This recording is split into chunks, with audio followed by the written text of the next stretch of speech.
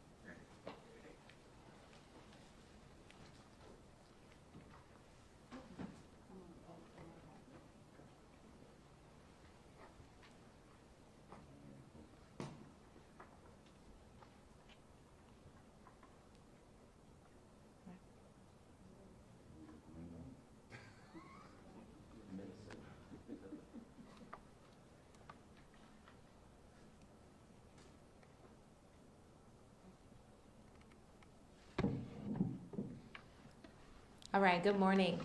Good morning, distinguished members of the media. I am Kelly Bennett, the Director of Communications for the Georgia Municipal Association. Today's press conference is the culminating event of GMA's It's Worth a Shot Media Week. You will hear about this campaign week of events later on, but I want to give you a brief overview of It's Worth a Shot. All right, It's Worth a Shot. Thank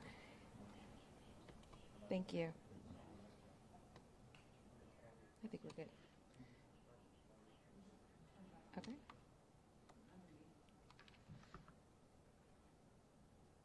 It wouldn't be the middle of a pandemic without technical issues. All right, so a little bit about the campaign before I hand it over to our executive director. This campaign we built this to contribute to Governor Kemp's and the Georgia Department of Public Health's goal to vaccinate as many Georgians between spring and early summer 2021 in order to reach a 70 to 80% vaccination rate. After today's formal presentations, we will open the Q&A portion to you all, media, for any questions that you all may have. To keep everyone safe, we do ask two things: that you keep on your mask and maintain as much social distance as possible. Now it's my pleasure to introduce you to our Executive Director of GMA, Larry Hansen.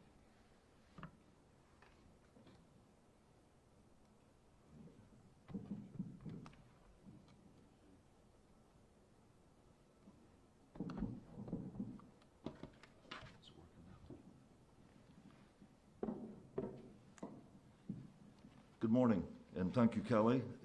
Thank you all for joining us today, representing your esteemed news organizations. As Kelly shared, I have the privilege of serving as GMA's Executive Director. Created in 1933 and based in Atlanta, the Georgia Municipal Association is the only state organization that represents municipal governments in Georgia.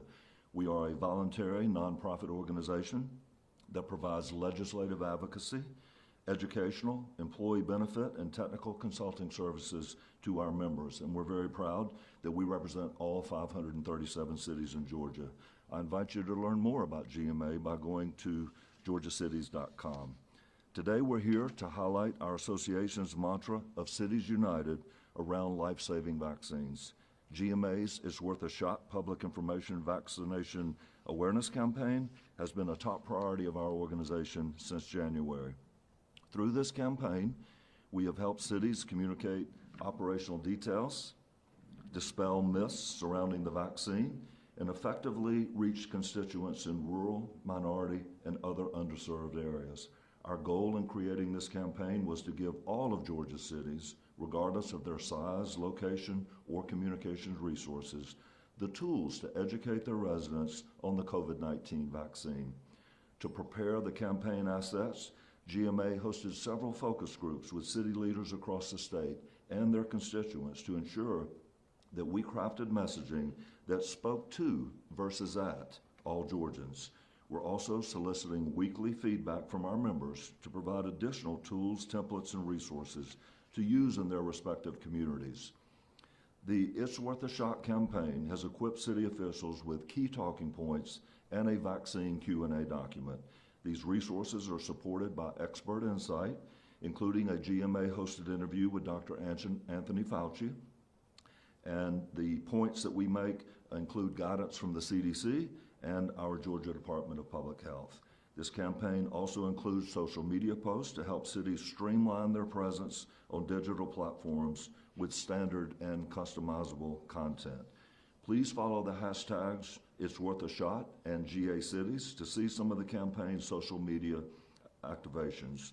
Our communications team has also prepared a digital resource for you that contains some campaign highlights and data, which will be provided immediately after today's press conference.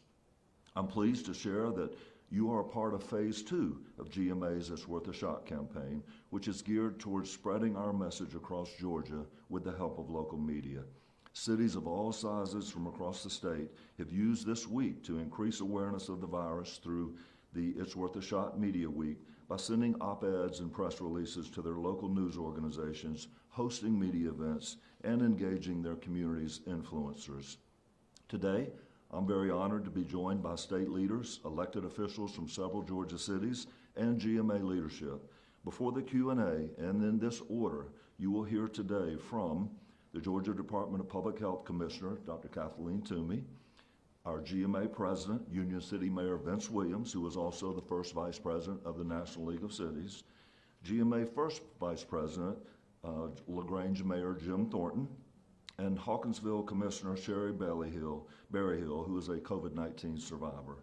In addition, the other elected officials we have standing in unity with today's speakers and in support of our campaign are Decatur Mayor Patty Garrett, East Point Mayor Dina Holliday Ingram, and Austell Mayor Ollie Clemens. We certainly appreciate their support today.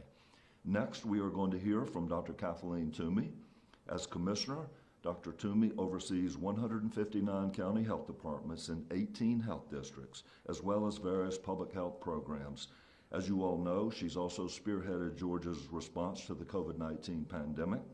We are honored to have her join us today and share an update on Georgia's vaccine rollout efforts. And I want to take just a moment to personally thank Dr. Toomey for her dedication not only to everyone in Georgia, but her support of GMA in Georgia cities.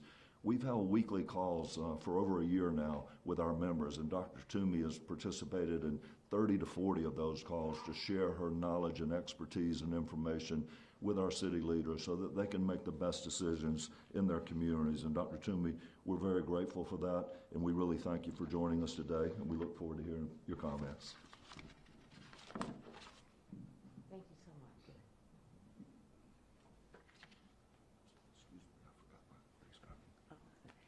It's wonderful to be here today.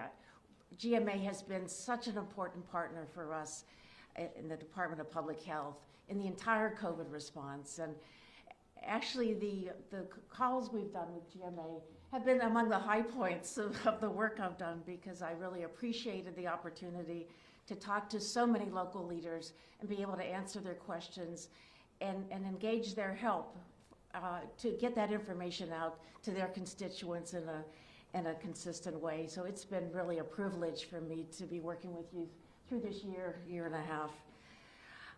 This is a timely event today because there's been so much happening on the vaccine front. But there's also some good news in terms of the rates of COVID in Georgia. We right now have plateaued. We are not, or even have a bit of a decline. Our overall percent positivity rate is less than 5%. That's very good. We have not seen the spikes that other states have seen, and I'm going to say that we have not seen them yet. We are hopeful that we can continue to send the message that's incredibly important to socially distance, to wear a mask, to wash hands, and to be mindful of the fact that we are still in a pandemic, despite the fact that our numbers still look quite good at this time, but that could change very, very quickly. Believe it or not, as we monitor the number of variants we have in the state, almost 50% of all of our cases are now the UK variant. That's the most easily spread variant. So we know that we have spreading throughout Georgia, all parts of Georgia, the easy to spread variant of coronavirus. So again, it's very important, whether vaccinated or not, to try to maintain socially distanced meetings and wear a mask when you're out in public. And I'll continue to say that message until we are able to bring those numbers down to a much lower rate.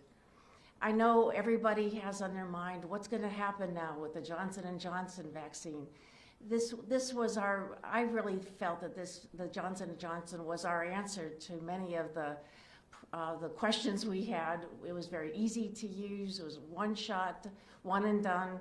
It was very easy to use in a lot of the community meetings that we had, community outreach to various, whether facilities or churches or other areas, homebound.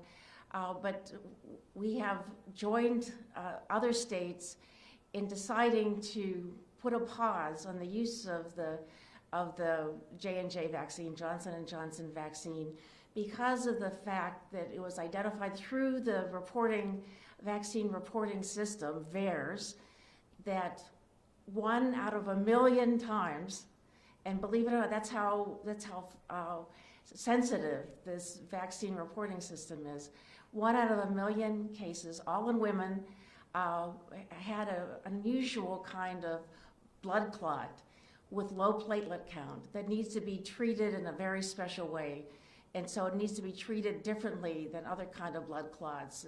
Many of you may have friends or relatives who may have had deep vein thrombosis, and that's treated with heparin. This can't be treated with heparin because it will actually worsen the condition.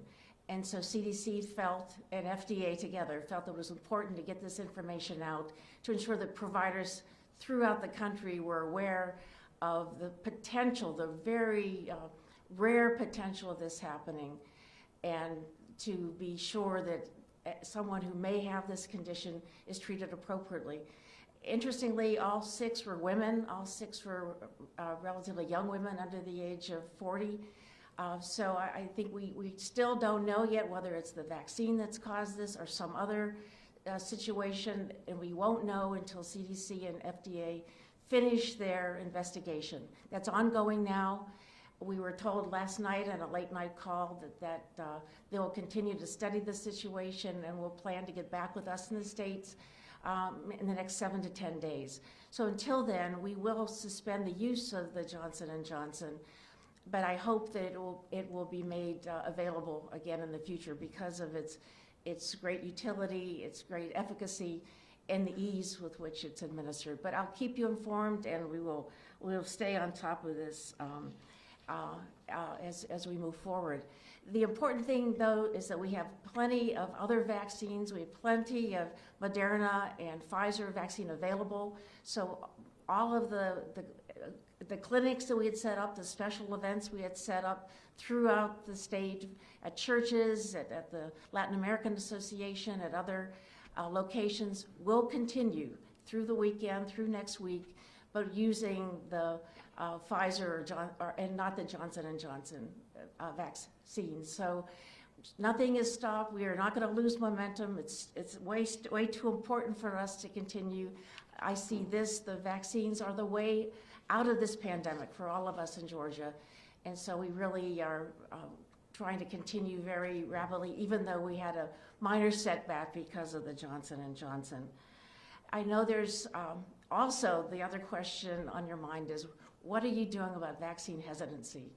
We have a unique problem in Georgia compared to some other states. Although our problem is similar to other southern states, I talk frequently to my colleagues in Alabama, Mississippi, Texas. What we're seeing is some hesitancy among communities of color, although we have been very successful in being able to reach those communities, particularly as we move away from some of the big sites and move to special events at churches, within the community themselves, going to senior centers, going to places that are comfortable and familiar. And we've seen that has really helped increase vaccine uptake in many of those communities. We've gone into, for example, the poultry, we worked with the poultry industry to go into those facilities and be able to offer vaccine there rather than having the individuals who work there, many of them Latino, Latinx individuals. without them having to go out into the community, they can get their vaccine right there, and it's safe and easy. And so we are really working diligently as well with farmers and the communities down in South Georgia to reach the migrant workers. Our biggest challenge right now is among white community, particularly in rural Georgia, that simply is not interested in the vaccine right now. And I think that this is one of the things that I would really engage you, and I engage the mayors. We need your help. I think that there may not be the full appreciation of how important the vaccine is for our state as a whole, for businesses, for us to be able to open up every aspect of Georgia that as we want it to be. And there's still a lot of, I think, misinformation and conspiracy theories about where the vaccine came from or what the vaccine will do. And so I think the more we can get that accurate information out, the quicker we'll be able to get back to the Georgia that we all want to have, which doesn't have these restrictions, and we don't have to socially distance and don't have to always be worried that there's the potential for transmission. But it's very, very difficult right now to message this, and I think it's important that the more people we have who can spread that word, the better off we will be in being able to persuade people to be vaccinated. I think the most effective communicators about vaccine are not me or my staff or others even in the local health departments, but you yourselves working with your relatives, talking to your friends, talking to your family members. My own best friend from college wouldn't let her sister come and visit until she was vaccinated because she had some questions about the vaccine and how it was developed. And I think that gentle persuasion was enough that she was able to get over that hesitation and move on. And I think if we all can do that with our own family members, with our own neighbors, I think that will be very, very important in getting the state where we need to be. The last thing I wanted to say is that I really realize, as I said, that the vaccines aren't going to end the pandemic. It's the vaccinations in people's arms are going to end the pandemic. And so until that happens, until we know that we have adequate people vaccinated, and my goal, and I hope we can reach it together, is 80% of all Georgians vaccinated by the 4th of July, so we can celebrate our independence from the pandemic. That would be a great celebration indeed. But until then, again, you've heard me say so many times, wash your hands, still socially distance, because we know that many people are not vaccinated, and that easily spread variant is out there. Wear a mask when you're out and about in public, and just know that once vaccinated, it is very safe to be with other family members who are also vaccinated or are at low risk. And that to me is the value. It was so exciting to be able to, have dinner with friends who we haven't been able to be with in close proximity for a year. And I think that's the kind of thing that we all are looking forward to, and the vaccination is our key to make that happen. So thanks so much, but most of all, thank you for all your partnership and for working with us throughout this pandemic. Without your help, we would not be where we are today. So many thanks. Thank you, Dr. Toomey. Thank you. Thank you, Dr. Toomey, and certainly we appreciate your leadership that you've given this entire state during this horrible and horrific pandemic we've seen. As Larry stated earlier, GMA was birthed in 1933, which gives us about a little over 10 to 13 years of coming out of another pandemic. So I am so blessed and proud to be here.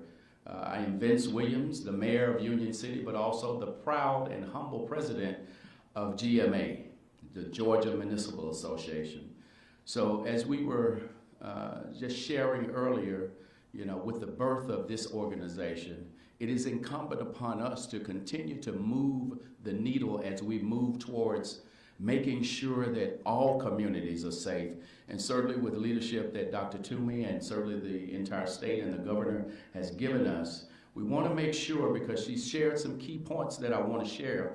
Number one, we got to make sure we continue to wear a mask. Number two, make sure you wash your hands, use sanitizer if necessary. But also number three, social distancing. But the big game changer we have is the vaccination. If we come together, as she shared and as many of us know, getting the vaccine gives us a better opportunity to move towards being with our loved ones, being with those that we work with each and every day. Because I don't know about many of you, it has been such a challenge over this past year, not being with people. I'm a touchy-feely person. I like to be with people. So certainly this is a great opportunity, and I've been blessed to have both of my vaccinations, so I'm excited about that. But I do want to share with you a few things here. We've seen that minority communities or communities of color are among the hardest hit by COVID-19 in the United States, but have lower rates of vaccination than other groups. And one thing that GMA knew very early in the pandemic was that to truly gain a return to normal, we must all commit ourselves to encouraging each and every Georgia resident and helping them to overcome the fear, misinformation, and a lot of distrust. As a Black mayor serving a predominantly minority city, I look to this commitment to heart and have been very intentional with connecting those who are vaccine hesitant and with those who have little knowledge or access to the vaccine. Through the It's Worth a Shot campaign, GMA is also regularly reminding elected officials in Georgia's 537 cities the importance of leveraging kinship networks and community influencers in the Black and brown communities to help build trust and knowledge of the COVID-19 vaccine.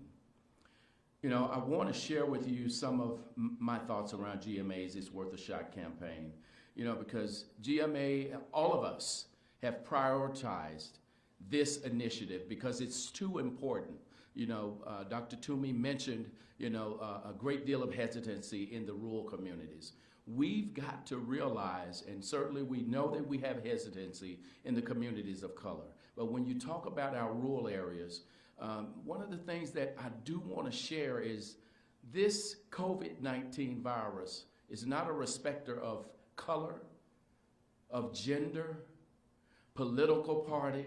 This is something we've got to truly take serious. So we've got to make sure for us to be able to get back to being together, to working together, to loving one another as we would like to, we got to make sure that we get this vaccine. It's too important to all of us. One of the things we've done in Union City, we've taken a huge priority to make sure that we share information, get quality information, and part of that is being involved with the GMA weekly calls that we've had Dr. Toomey and a number of other professionals in the medical community to share solid researched information to make sure that we pass it on to our communities. And my friends behind me, they are on the calls each and every week because we all care about our communities. I would like to also share with you, I want to take just a moment to speak directly to those watching who may still be questioning the COVID-19 vaccine. Listen, I understand that historic mistreatment of communities of color can make you hesitant. I understand that. I get it. I've been Black all my life. Even skeptical of the COVID-19 vaccine.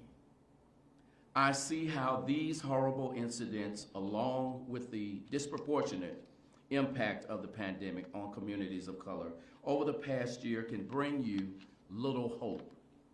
But today's vaccine process is safe and effective. I'm hearing a lot of conversation around, well, it's too fast. We're in 2021, people. Medicine has elevated to an amazing pace. It doesn't take years and years to come up with something that is effective. I want you to know you can trust this process. I, along with my family, joined other 70 million Americans who trusted in the vaccine process and already have received, myself, as I shared earlier, both vaccines. My wife just got her second vaccine last week. Our 26-year-old daughter, she just got her first vaccine last week. So one of the things we've got to remember is the importance of getting the vaccine, but also using those other safety measures in place. And, you know, a good benefit that I have really, really been proud of, because we had some challenges once the vaccine was released, was making sure that vaccine opportunities were available to communities of color. So now that we have that, Union City and many other cities just like mine are now vaccine locations. So you can certainly rest assured that the supply is available, but we need people to trust in making sure that you get your communities vaccinated, because it's too important for us to be able to move back to where we want to be. And again, with the hesitancy, remember, this COVID-19 virus is so serious. You know, we've lost too many people already. And you'll hear from one of our very own and understand what I'm talking about, because he will speak to it from a personal experience. So right now, I want to go ahead and turn this over to my dear friend and GMA's first Vice President, LaGrange Mayor, Jim Thornton.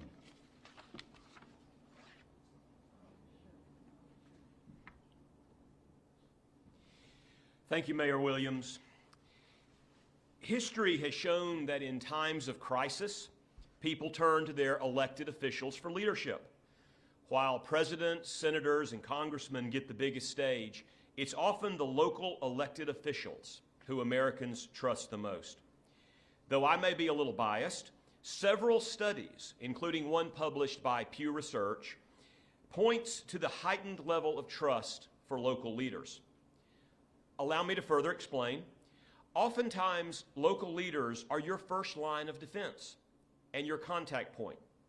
When a pothole ruins your drive home, we are the ones you ask to fix it. When people are speeding through your neighborhood, we are the ones who can put in a speed bump. And when you want to open a business, we're the ones who have to permit it. You see us in the grocery store, at the gas station, and walking down the street.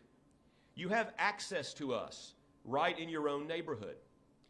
This direct access is why Georgia City's COVID-19 rapid response and relief over the past year, and now GMA's It's Worth a Shot campaign, are so important to every Georgian in every community during this deadly pandemic. We've led our cities through widespread shutdowns and health and social justice emergencies. Now we're here to help guide our communities through a new, more hopeful phase. But that phase doesn't come without its own issues. Some of our friends and neighbors have concerns about getting the vaccine. There is understandable concern in the minority communities that have borne the brunt of historical mistreatment under the guise of medical research. And the rapid time frame for development and deployment and the state-of-the-art technology associated with these vaccines have also left some people with questions about their safety and efficacy. So my call to elected officials across Georgia and those who consider themselves to be trusted community leaders is this: it's time to use the trust and goodwill we've worked so hard to build with our constituents to let them know that not only is the vaccine safe and effective, but that we hear their concerns and we are ready to meet them with facts to equip them for more informed decision-making. The good news is that we already are seeing leaders activating their influence across the state each day. We are hearing how cities are on a mission to encourage everyone to get vaccinated and to help their neighbors who are running into access issues. Because of these examples, we titled a portion of the It's Worth a Shot campaign, Cities Lead, which highlights city officials leading by examples. These city efforts include the City of Decatur's COVID-19 Vaccine Incentive Program for city staff, which offered extra vacation time, automatic entry into a gift card raffle, and health credit for the city's voluntary wellness program. In addition to these incentives, the City of Decatur is also providing educational materials to all city employees about the COVID-19 vaccine. The City of East Point has been very intentional about partnering with community organizations to serve their residents by making vaccines available to local community centers and churches. And officials in the City of Austell are leading by example in sharing their own personal vaccines on social media. The City of Rome hosted a virtual town hall in Spanish with trusted doctors and healthcare professionals to reach the city's Hispanic population. The City of Dunwoody partnered with Northside Hospital to film a behind-the-scenes look into Mayor Lynn Deutsch receiving her first dose in an effort to show residents the simplicity of the vaccine process. The City of Fort Valley hosted vaccine drives in City Hall and in local churches. To further support the coronavirus vaccination effort in Gainesville and Hall County, the City of Gainesville offered discounted We Go rides through June for those traveling to get the vaccine at applicable clinics in or near Gainesville city limits. And in LaGrange, we've written editorials for our local newspapers. Our staff has coordinated social media posts between city, public health, and medical sites. And we've made personal telephone calls to community leaders and local pastors, especially at the larger African American churches. We've also hosted virtual town halls on Facebook Live with local physicians. All of these things to help spread the word that the vaccine is safe and effective and available. You can find these examples and more at gacities.com/COVID vaccine. As we at GMA think back over the pandemic, we are always inspired by how city leaders have stepped up to provide essential services to keep our city strong and vibrant and residents healthy, protected, and encouraged. Our city officials and our employees are all essential, and they have responded to the call of duty while dealing with the complications of COVID in their own personal lives. Our next and final speaker of the day is Hawkinsville City Commissioner Shelley Berryhill. He is one of those city leaders who, after recovering from his own COVID-19 diagnosis, went back to serving his constituents. Thank you, Jim. My name is Shelley Berryhill. I'm a city commissioner from Hawkinsville, Georgia. This time last year, I became the first confirmed case of COVID in Pulaski County. My wife insists that I don't have to be first at everything. A year ago this month, I was intubated at the Coliseum Hospital in Macon for about 19 days. 1 year ago today, the doctors were telling my wife and my family that I would not survive the night. COVID was not understood. The doctors and nurses were guessing as to what to do. Vaccines were only wished for. Remedies were unknown. Protocols were being guessed. Through several months, 4 different hospitals, and many days of physical therapy, I am happy to report to you today that I am a survivor of COVID-19 with little to no lasting effects. I shouldn't be standing here before you today. The medical professionals had given up on me, but here I stand. I first and foremost attribute my survival to God. But God uses mankind in his endeavors, and God used the hospitals, the nurses, the doctors, and the prayers of his people to bring me back to my family. As we navigate these new waters, We must be vigilant to balance the valid safety concerns with the livelihood of our communities. And those are tricky waters to navigate. We must be transparent and inform our citizens of the perils and concerns that we are facing. Now, I wasn't really involved in the early days of informing our electorate, because see, I was asleep. But indirectly, I suppose I was involved. You see, my story was very public. When I first arrived at the hospital, Vonnie, my wife, she started getting texts and phone calls inquiring about me. Vonnie said all she could do at the time was cry. So Vonnie asked our pastor to let the people know how I was doing. Vonnie could call the hospital twice a day. She couldn't visit. But twice a day, she could call and get updates on my condition. These phone calls would detail my condition, my medicine, my oxygen levels, and stuff like that. And Vonnie would share this information with our pastor. He would, twice a day, update our church's Facebook page with my condition. We just kind of ignored those pesky HIPAA laws. Thousands of people began following my condition twice a day. I kind of became a poster child for COVID-19 for a while there. But that's a good thing because awareness was increased. People took the virus more seriously. So indirectly, yeah, I guess I was involved in keeping our citizens updated.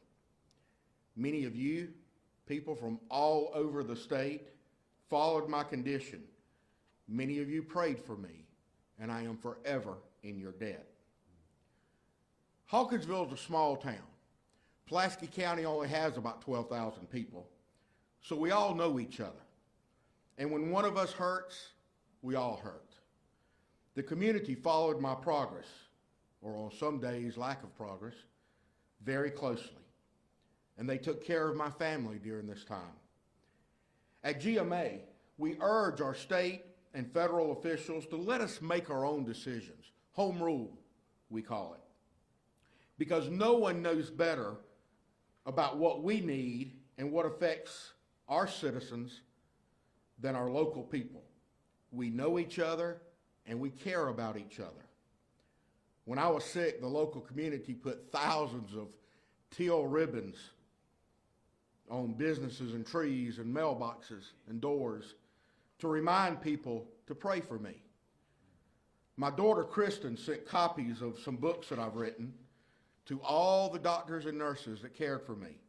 She wanted to personalize me to my caregivers. By the way, those books are all available on Amazon. I've got medical bills to pay. People would bring meals to my family. Local is where it's at. You know, we watch the news daily and we think the world is doomed. But when you see the outreach, the caring, the prayers of a local community, it gives you hope. When you hear that nurses gathered around my bed one night that I was having seizures, and they prayed together, and the seizures immediately stopped, it gives you hope. When the CEO of a major hospital like the Coliseum calls you weeks after you get home just to check on you, it gives you hope. When being transferred from one hospital to another via ambulance, the young female EMT stops your wheelchair outside the doors of the receiving hospital, and she says, just sit here in the sun for a little while.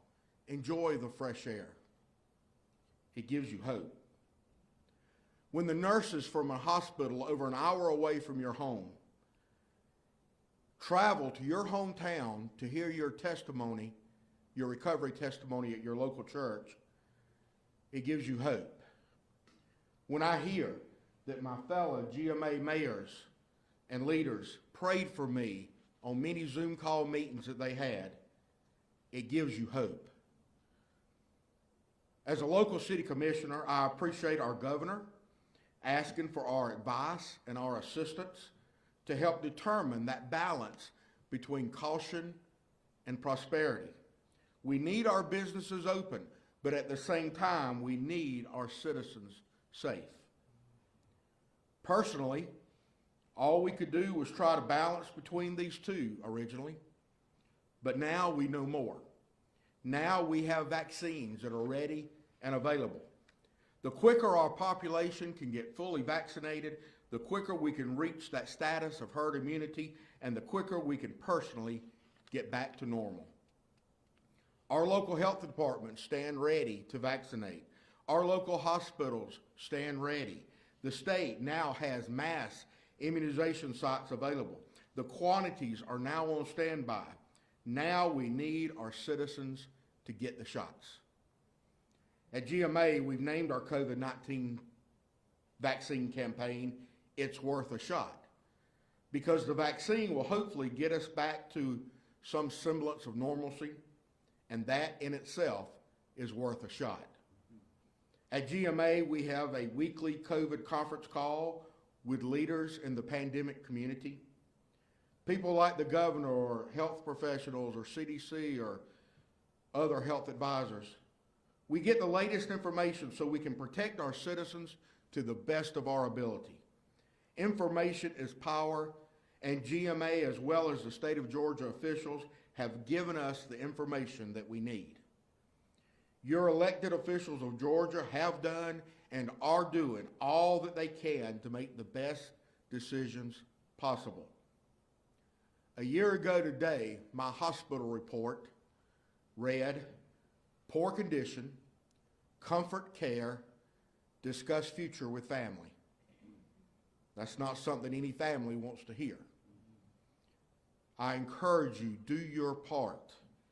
If not for you, then for your family and your community, it's worth a shot.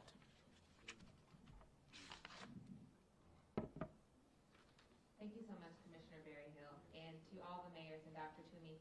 Now we're going to open it up for questions. We do have one via our online stream, and then we'll open it up to you all.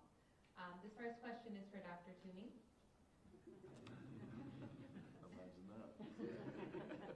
I turned that microphone off.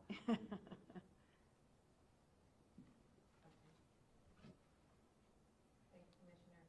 Dr. Toomey, have you had any reports of blood clots in Georgia after this J&J vaccine? Are you investigating any locally? No, we have had no reports. These 6 cases were all in other states, and we have had no reports at this time. But we will be looking, and CDC is looking back at all the reports of any illness after the after vaccine in the weeks that we've been giving the Johnson & Johnson. I think what probably doesn't sound sounds a little odd, but I'm pleased that in some ways that this worked the way it did, because it shows the system is working. We said our vaccines are safe and effective, but we're going to continue to monitor closely and make sure that anything unusual that happens, we will know right away. And the fact that literally a 1 in a million, less than 1 in a million event was identified and quickly communicated to everybody providing the vaccine, I think is evidence of the fact that how closely we're working with the CDC scientists, how closely we're all trying to ensure the safety of everyone, even as we try to ensure that everyone has access to the vaccine as well. Awesome, thank you. Go ahead. Toomey, you said you had the late night calls with the CDC. Can you talk about, have they mentioned how long this pause may be, or how far along, how advanced they are in their investigation? Yes, I think they're just beginning the investigation because it happened so quickly that this was put together, that there were 6 individuals. And this was a similar situation to what had happened in the UK with the AstraZeneca. So there was a rationale for looking for this type of possible complication. Again, we don't know that it's the vaccine itself or there's some other underlying condition that may put individuals at risk. But they're studying that, both looking at the cases themselves to see what are the underlying health conditions, and more information about the clinical course, but also go through VAERS, that's the vaccine adverse reaction, to see if there are any other cases that might have been identified that we don't know about. So, but to this point, not in Georgia that we are aware of at this time. Dr. Toomey, I had a kind of two-part question here. How do you first continue to encourage people to take the vaccine, knowing that the J&J severe blood clot symptom has been responsible for the fatality of one woman? How do you inspire confidence there? And then you said you have plenty of Moderna and Pfizer doses available. How long will that last? I think we have plenty for as long as we need it, because there's more available at the national level, and we are having all of our requests answered by the federal government. Remember, these vaccines are coming directly to us from the federal government, and we are getting have not had any problem with these shipments. Now, how I address that is that, you know, there's a 1 in a million chance of having some kind of reaction that may even not be related to the vaccine. We don't know that yet. I'm not going to say it's vaccine related because it's not yet been proven, and we don't know yet exactly what's happened. And so, in an abundance of caution, we're taking that pause. It wasn't required. FDA did not remove the emergency use authorization, so we could have continued to use it. I made the decision we should stop and just take that pause out of an abundance of caution and to make sure that people feel very comfortable. But what I would say is, look at the hundreds of thousands of people who have died of COVID. And my colleague is so fortunate, because that story could have been very, very different. So many Georgians have died. So many Georgians have had long-term complications, including near-fatal blood clots or other things, that I think the risk of COVID, particularly someone who is older or has underlying health conditions, is much greater than 1 in a million. And so I say that, you know, we have to balance, and that's, I think, what CDC is doing now, balancing what are the risks of vaccine with, if indeed this is caused by the vaccine, with the actual disease itself that particularly can affect individuals who are older and individuals with underlying health conditions. And we've seen it here. I mean, the number of deaths has been devastating to many, many communities. Dr. Toomey, hi. Is the issue of fake vaccine cards something that, thank you, fake vaccine cards, is that something you've heard of here in Georgia, people selling these fake cards online? And what would your message be to somebody that tries to pull this off, either selling one or trying to buy one online? Well, first of all, I would say, gee, I haven't heard that, but you know, I think that the pandemic has become an opportunity for people who want to kind of take advantage of people's fears. And I'm sorry to hear that. And we will, having heard that, when I talk to the health directors later today, we will alert everybody that this may be going on, to stay on the alert. But I would say, please don't do that.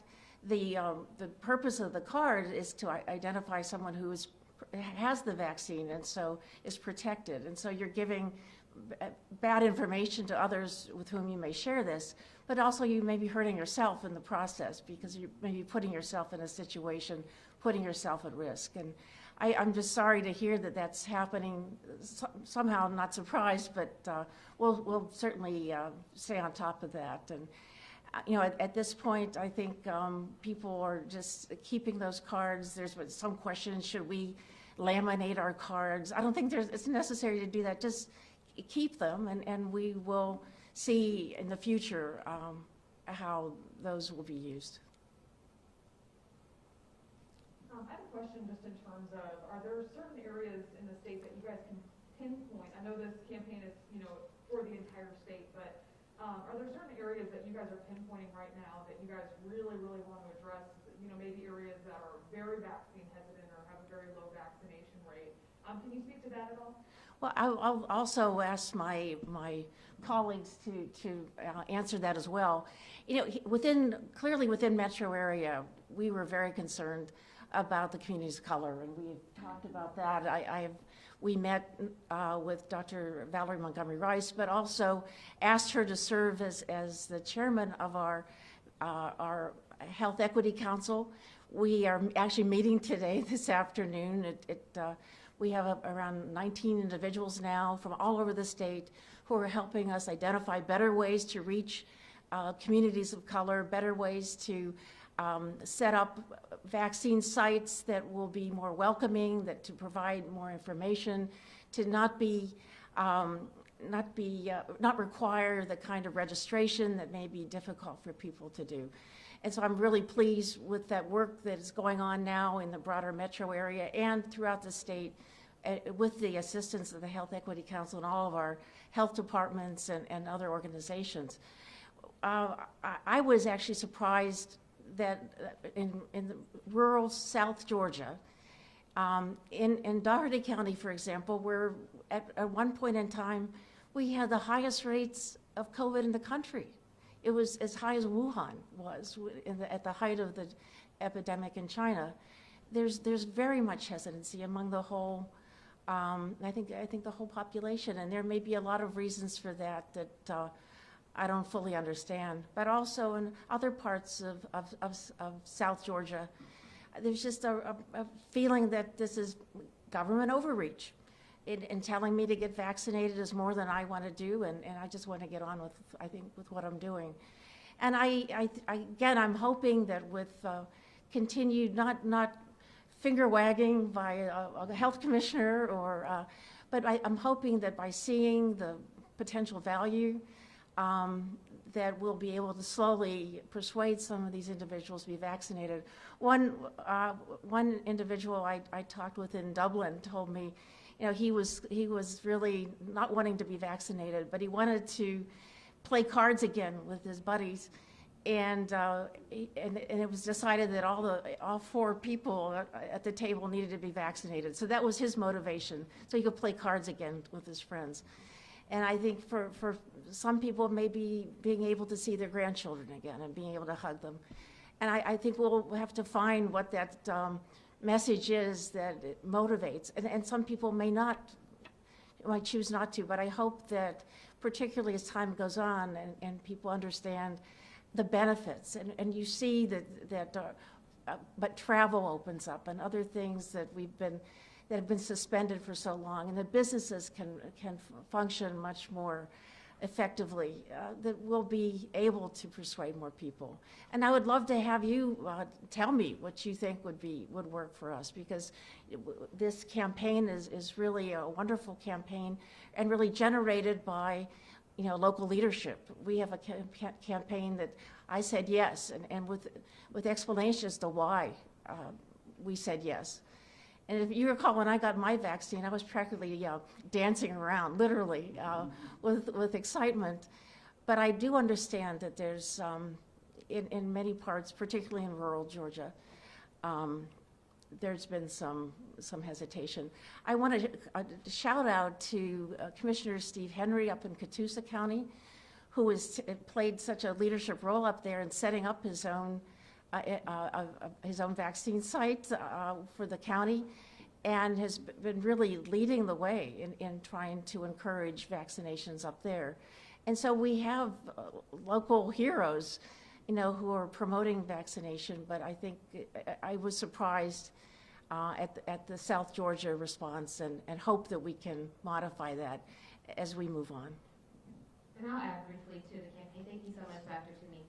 One thing that we definitely stressed in the It's Worth a Shot was that we wanted it to be customizable, because we do know there are 537 of Georgia cities, right? So we wanted to make sure that any press release template, any talking points that we put out were not only in Spanish, but both had very obvious places where our city leaders could go in and say, this is the small business that I want to target. This is the small business that we want to see opened up again. And that's why it was very important for us, not only for it to be customizable, but also for us to hear from our mayors and for him to hear from constituents. As Larry mentioned in his remarks earlier, we hosted two focus groups with both our leaders from all across the state and then their residents who they tapped as influencers. And to another point Dr. Toomey made, we realized that sometimes they may not, these local officials may not be trusted as much by constituents. So we've also encouraged them to leverage the power of their influencers in their communities, whether it be churches, small business owners, barbershops, car dealers, like we were saying, reach out to all of them and give them these talking points.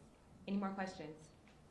Yeah, and Kelly, I would just add that we did not write this campaign around specific communities, but around populations. And I think we've been very intentional about making sure that we are connecting with various populations, whether that's the minority populations, whether it's the rural populations, whether it's college students.